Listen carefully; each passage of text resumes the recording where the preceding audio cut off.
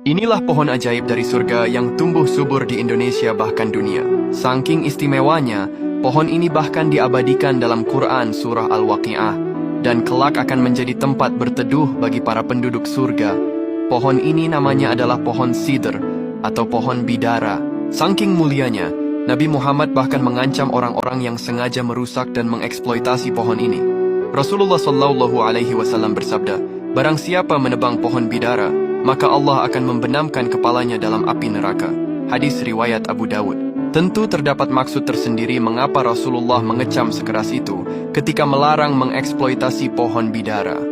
Ternyata selain untuk menjaga keberlangsungan hidup dari pohon bidara merupakan pohon yang mulia dan memiliki banyak manfaat bagi kehidupan makhluk di bumi.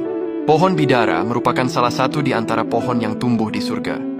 Hal ini dapat dilihat melalui narasi penyebutan Sidrah Al-Muntaha dalam Al-Quran. Sidrah Al-Muntaha ini erat kaitannya dengan perjalanan supranatural Nabi Muhammad saat Isra dan Mi'raj, di mana ketika beliau diangkat ke tingkatan tersebut, beliau menyaksikan banyak hal yang berkaitan dengan surga dan neraka.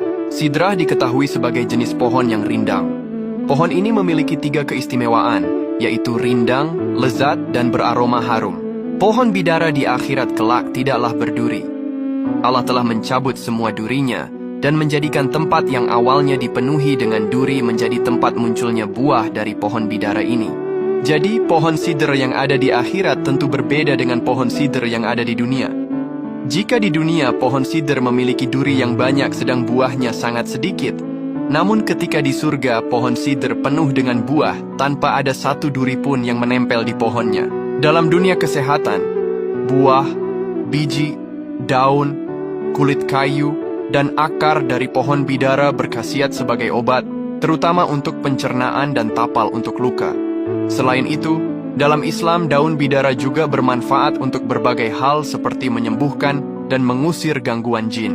Ada beberapa ulama yang mempopulerkan penggunaan daun bidara untuk mengusir jin, seperti Wahab bin Munabbih dan Al-Qurtubi. Salah seorang pemuka tabi'in yang ahli dalam sejarah dan ilmu kedokteran, yakni Wahab bin Munabbih, menyarankan untuk mengobati sihir dan gangguan jin ini dengan menggunakan daun bidara yang dihaluskan.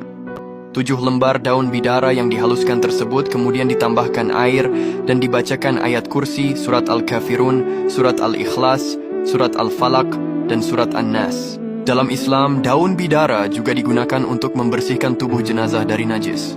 Hal ini sesuai dengan ajaran Rasulullah yang terdapat dalam hadits riwayat Muslim yang artinya, "Mandikanlah dirinya dengan air dan daun bidara, serta kafanilah dengan kedua lembar pakaiannya, dan jangan kalian tutup kepalanya, karena sesungguhnya Allah akan membangkitkannya pada hari kiamat dalam keadaan bertalbiyah."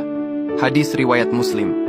Mandi dengan daun bidara juga disunnahkan bagi siapa saja yang baru memeluk Islam atau mu'alaf. Hal ini sesuai dengan yang telah disampaikan Rasulullah dalam hadisnya. Selain digunakan bersuci bagi yang mu'alaf, daun bidara juga disunnahkan untuk bersuci bagi perempuan setelah haid.